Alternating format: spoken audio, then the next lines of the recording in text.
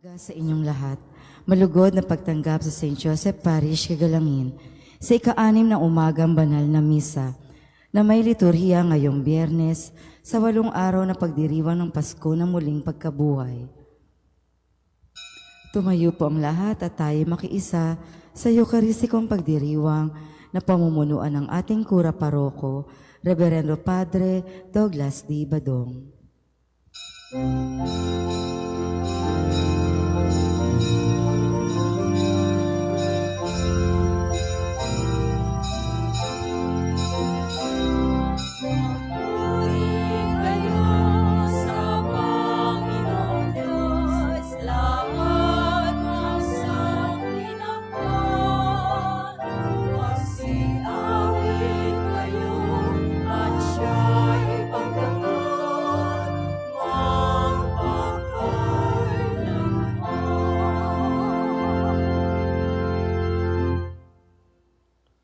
Sa ngalan ng Ama at ng Anak, ng Espiritu Santo. Amen.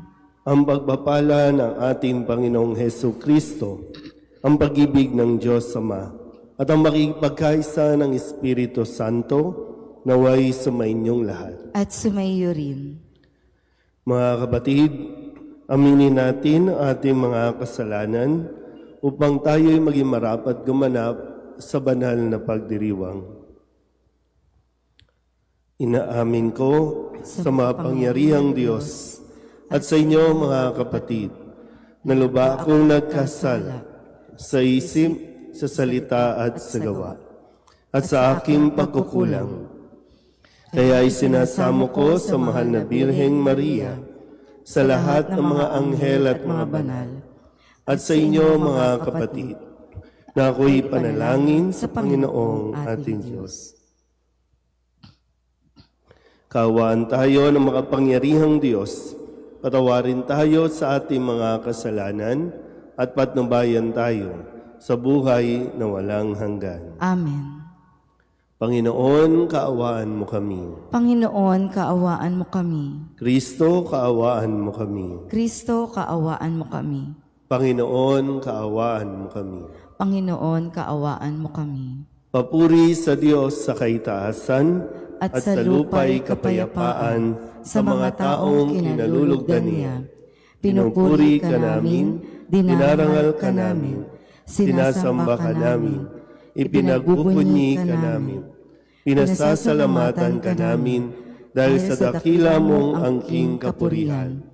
Panginoong Diyos, Hari ng langit, Diyos amang makapangyarihan sa lahat, Panginoong Hesukristo, bugtong na anak, Panginoong Diyos, Kordero ng Diyos, Anak ng Ama.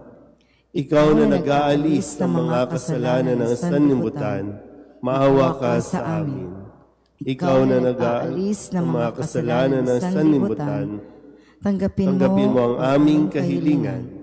Ikaw na naluluklok sa kanan ng Ama, maawa ka sa amin. Sapagkat ikaw lamang ang banal, ikaw lamang ang Panginoon, ikaw lamang, O Jesucristo, ang kataas-taasan, kasama ng Espiritu Santo, sa kadakilaan ng Diyos Ama. Amen. Manalangin tayo. Ama naming makapangyarihan, sa pagganap sa Pasko ng pagkabuhay, ikaw ay nakikipagtipan sa sangkatauhan. Ipagkaloob mong aming maisakatuparan ang pananampalatayang aming ipinagdiriwang sa pamamagitan ni Jesucristo, kasama ng Espiritu Santo, magpasawalang hanggan. Amen.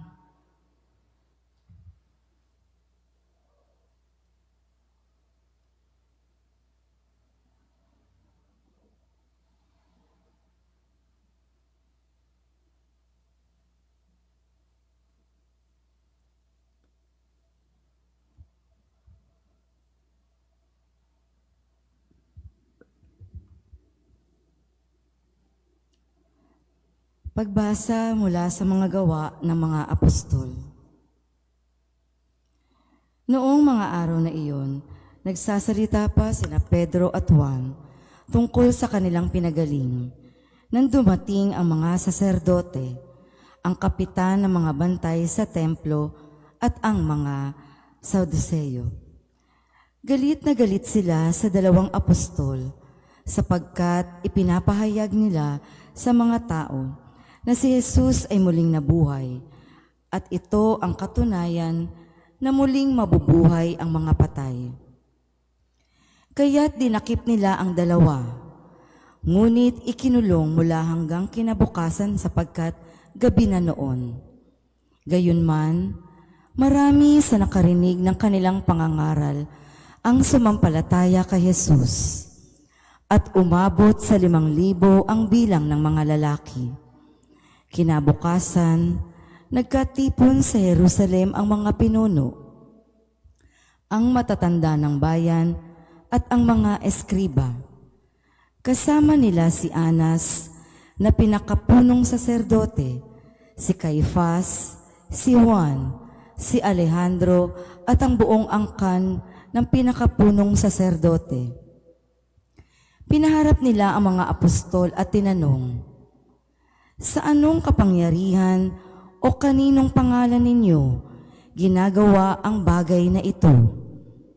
Sumagot si Pedro, na puspos ng Espiritu Santo, "Mga pinuno at matatanda ng bayan, kung sinisiyasat ninyo kami ngayon tungkol sa kabutihang ginawa namin sa lumpong ito at kung paano siya gumaling, talastasin ninyong lahat at ng buong Israel na ang taong ito'y nakatindig sa inyong harapan at lubusang gumaling dahil sa kapangyarihan ng pangalan ni Jesucristong taga-Nazaret. Siya'y inyong ipinako sa krus, ngunit muling binuhay ng Diyos. Ang Jesus na ito, ang batong itinakwil ninyong mga tagapagtayo ng bahay, ang siyang naging batong panulukan. Kay Jesucristo lamang matatagpuan ang kaligtasan, sapagkat sa silong ng langit, ang kanyang pangalan lamang ang ibinigay ng Diyos sa ikaliligtas ng tao. Ang salita ng Diyos. Salamat sa Diyos. Batong dating tinanggihay, siya pang naging saligan. Batong dating tinanggihay, siya ngayoy naging saligan. O pasalamatan ang Panginoon Diyos, pagkat siya'y mabuti. Ang kanyang pag-ibig ay napakatatag at mananatili. Ang taga-Israel, bayaang sabihit kanilang ihayag. Ang pag-ibig ng Diyos ay hindi kukupas. Lahat ng may takot sa Panginoon Diyos, dapat magpahayag ang pag-ibig niya'y hindi magwawakas. Batong dating tinanggihay, siya pang naging saligan. Ang batong natakwil ng nangagtatayo ng tirahang bahay. Sa lahat ng bato'y higit na mahusay. Ang lahat ng ito ang nagpamalas ay ang Panginoon Diyos.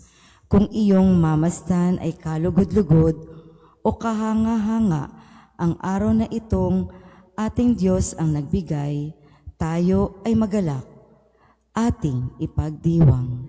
Batong dating tinanggihay, siya pang naging saligan. Kami ay iligtas, tubusin mo, Poon. Kami ay iligtas at pagtagumpayin sa layunit hanggat. Ang pumaparito sa ngalan ng Poon ay pagpapalain, magmula sa templo, mga pagpapalay kanyang tatanggapin, ang Poon at ang Diyos. Batong dating tinanggihay, siya pang naging saligan.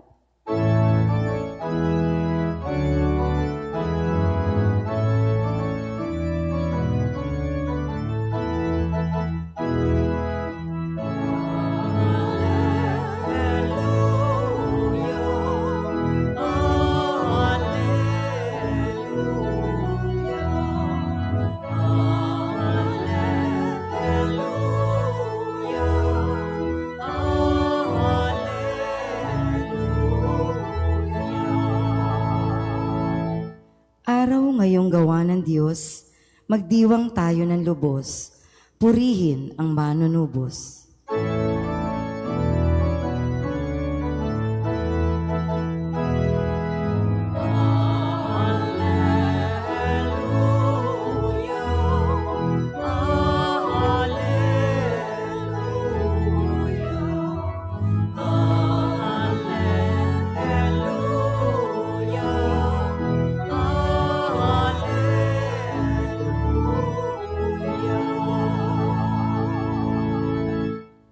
Sumainyo ang Panginoon. At sumaiyo rin. Ang mabuting balita ng Panginoon ayon kay San Juan. Papuri sa iyo, Panginoon.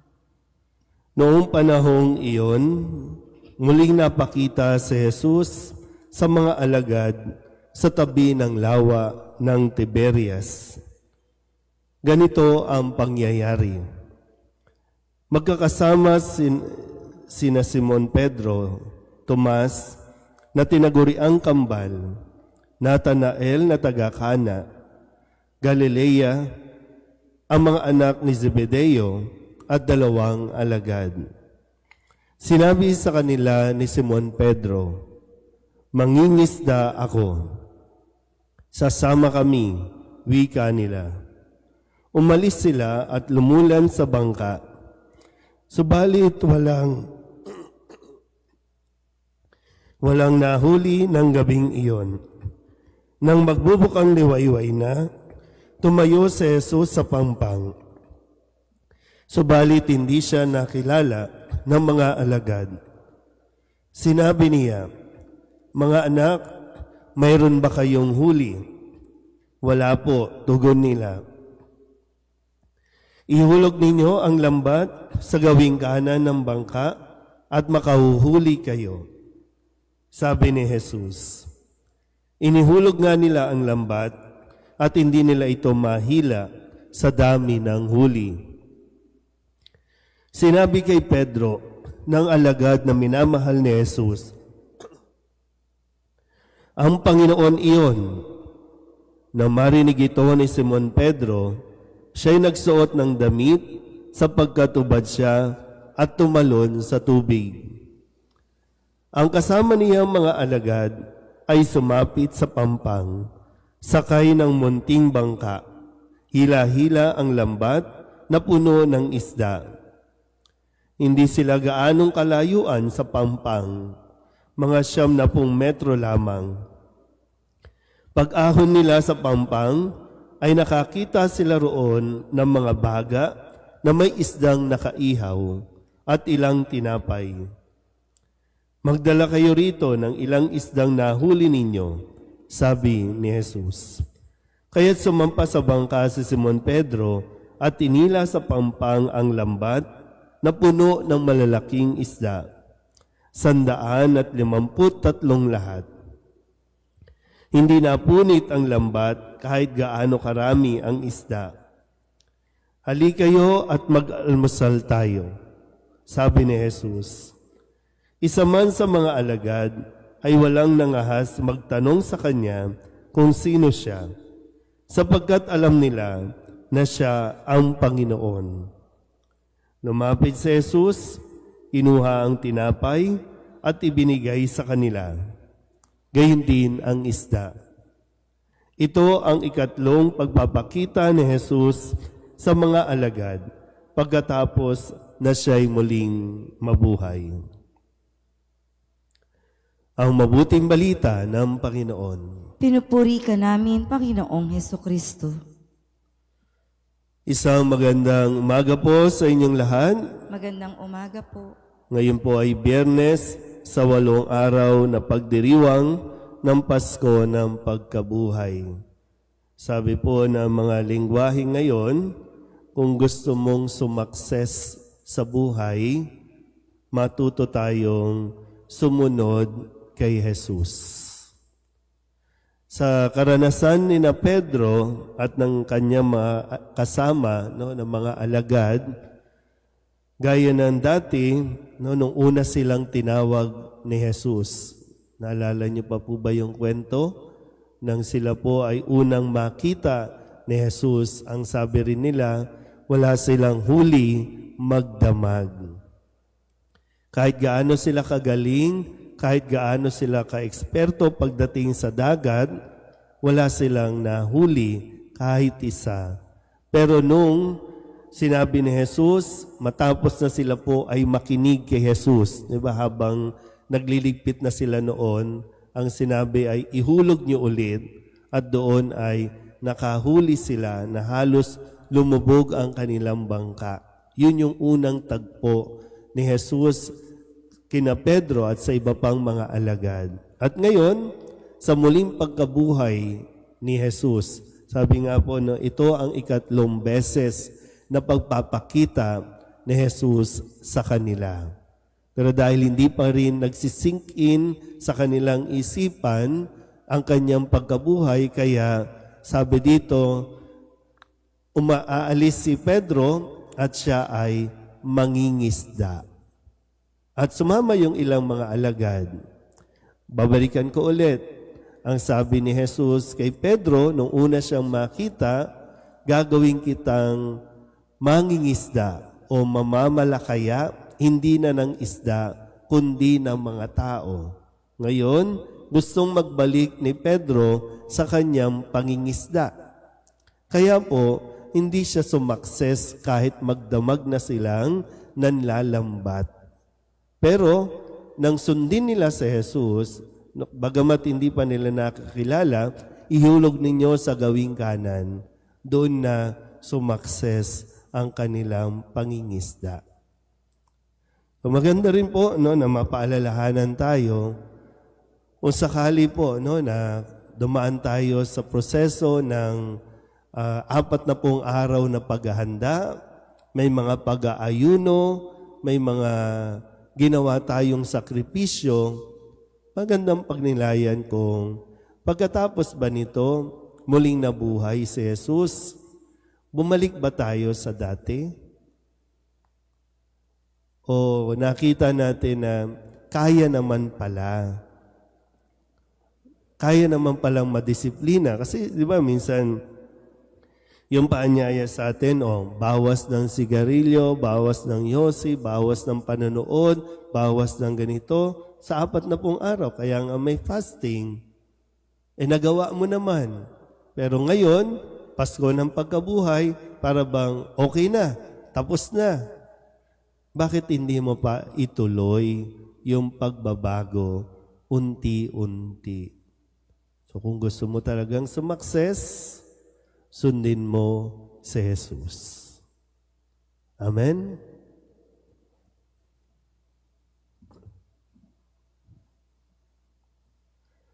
Nananatili sa ating piling ang Panginoong Hesukristo upang patnubayan ang gawain ng kanyang simbahan at upang samahan tayo sa pagharap sa lahat ng mga paghihirap at pagsubok.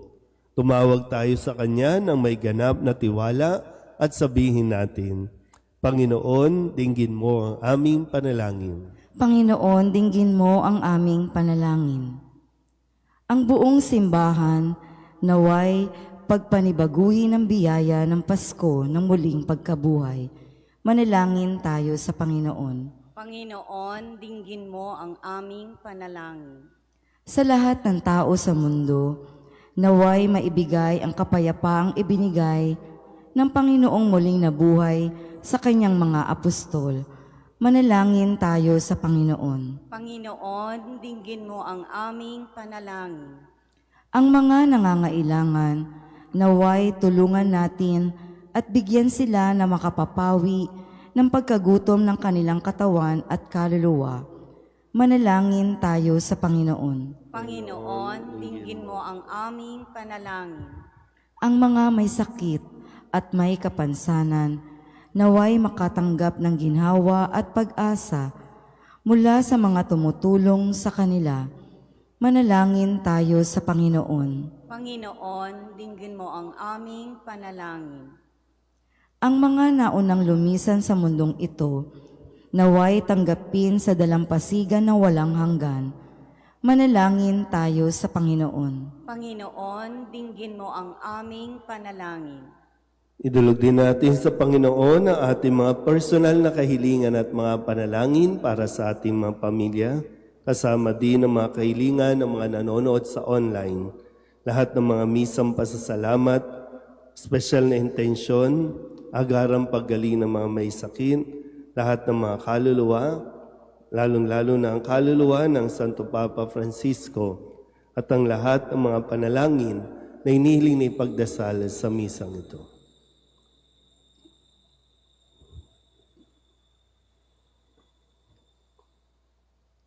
Ang lahat ng ito inihiling namin sa ngalan ni Kristong aming Panginoon. Amen.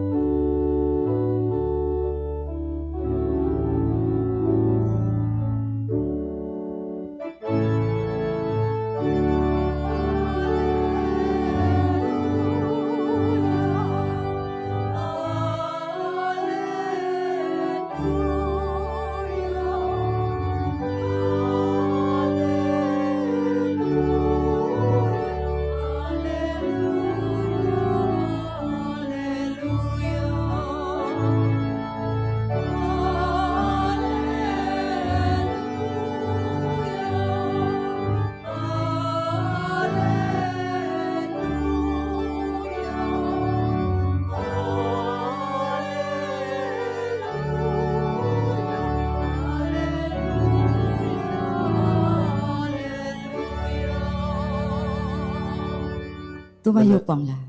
Manalangin kayo mga kapatid upang paghahain natin ay kalugdan ng Diyos Amang makapangyarihan.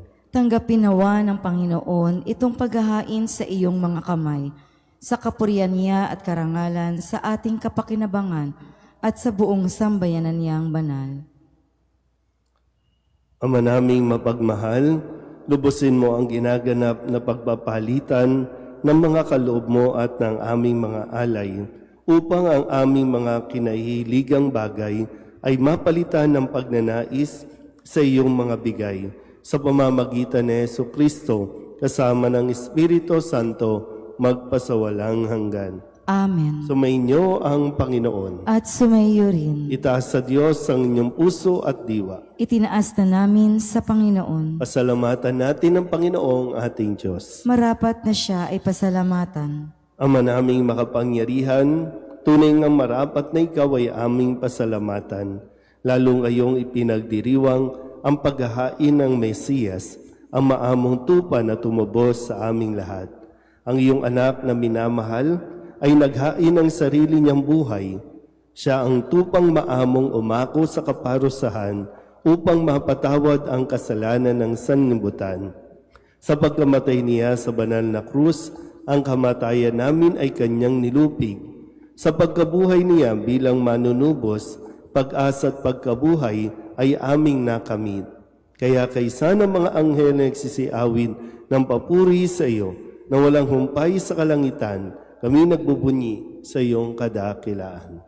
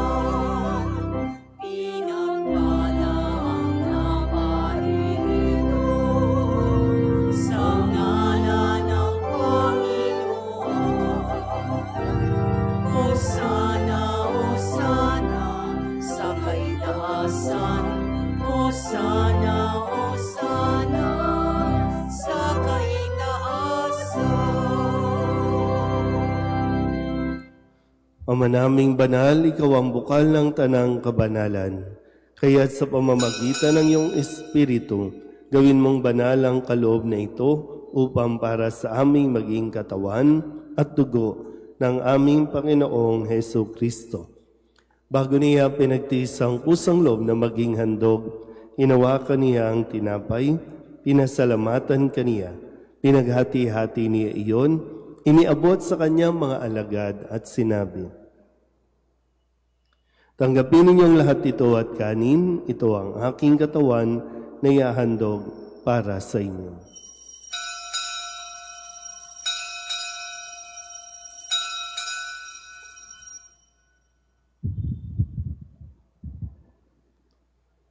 Gayun din naman nang matapos ang hapunan, hinawakan niya ang kalis, muli kaniyang pinasalamatan.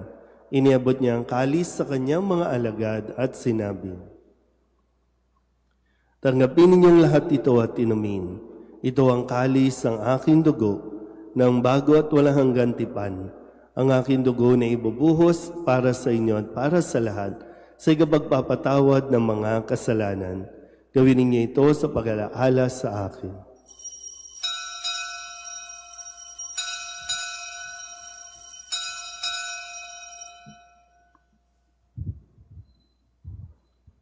Ipagbunyi natin ang misteryo ng pananampalataya.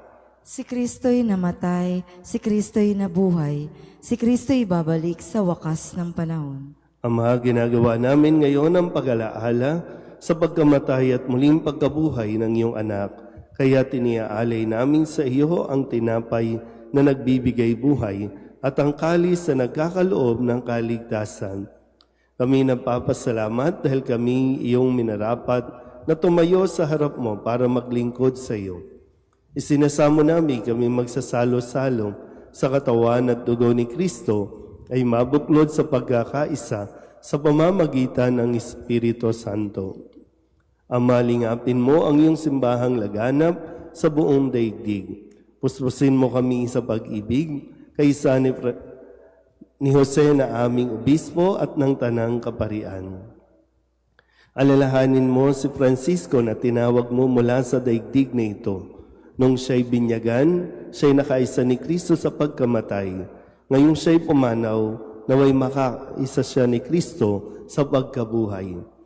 Alalahanin mo rin ang mga kapatid naming nahimlay na may pag-asang sila'y muling mabubuhay, gayon din ang lahat ng mga pumanaw.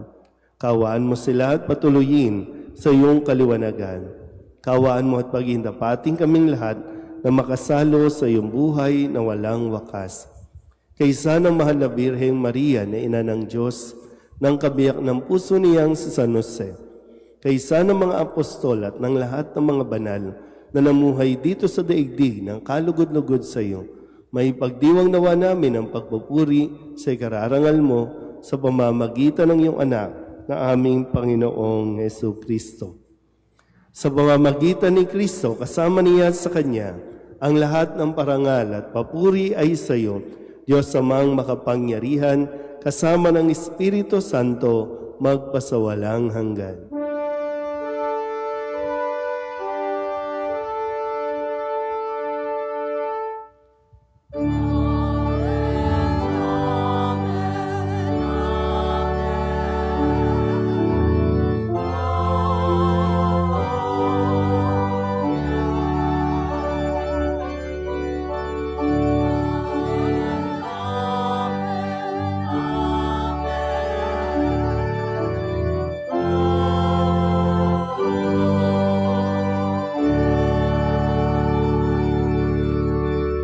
Sa tagabili ng mga nakagagaling na utos at turo ni Jesus na Panginoon natin at Diyos, ipahayag natin ang lakas loob.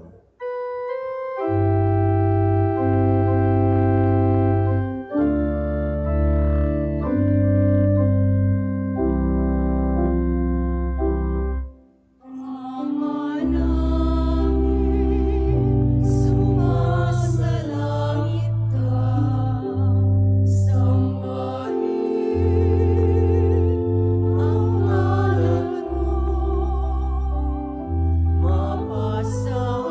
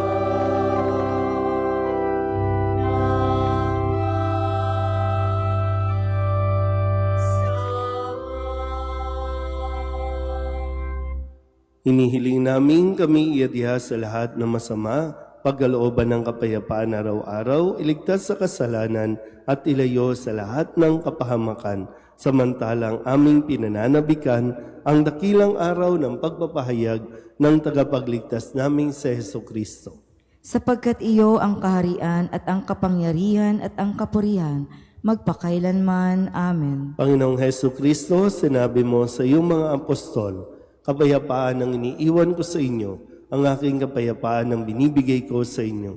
Tunghayan mo ang aming pananampalataya at huwag ang aming mga pagkakasala. Pagkalooban mo kami ng kapayapaan at pagkakaisa ayon sa iyong kalooban kasama ng Espiritu Santo magpasawalang hanggan. Amen. Ang kapayapaan ng Panginoon ay laging sumainyo. At sumaiyo rin. Mabigayan po tayo ng kapayapaan sa isa't isa.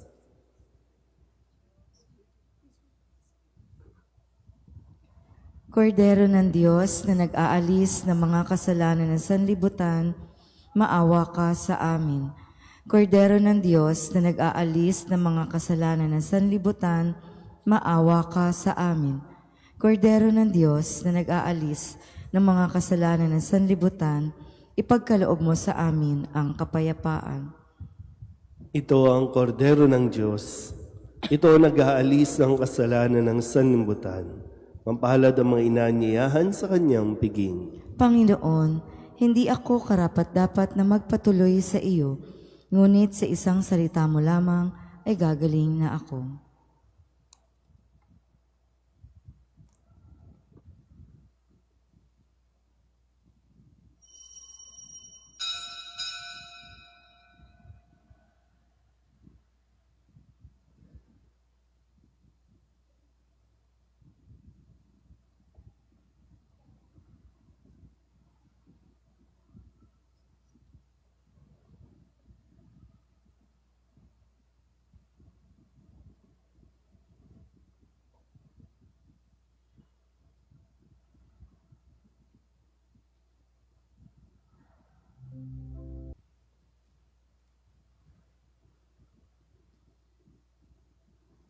Magsitayo po ang lahat. Manalangin tayo. Ama naming mapagmahal, ipagpatuloy mo ang iyong matapat na pagsubaybay sa iyong mga dinudulutan ng kaligtasan upang ang mga ipinagpakasakit na sagipin ng iyong anak ay makinabang sa pagkabuhay niyang nagbibigay galak. Sa pamamagitan niya kasama ng Espiritu Santo magpasawalang hanggan. Amen. Sumainyo ang Panginoon. At sumaiyo rin. At pagpalain kayo ng makapangyarihang Diyos, Ama at Anak, at Espiritu Santo. Amen. Tapos ang banal na misa, humayo tayo sa kapayapaan ni Kristo. Aleluya, aleluya. Salamat sa Diyos. Aleluya, aleluya.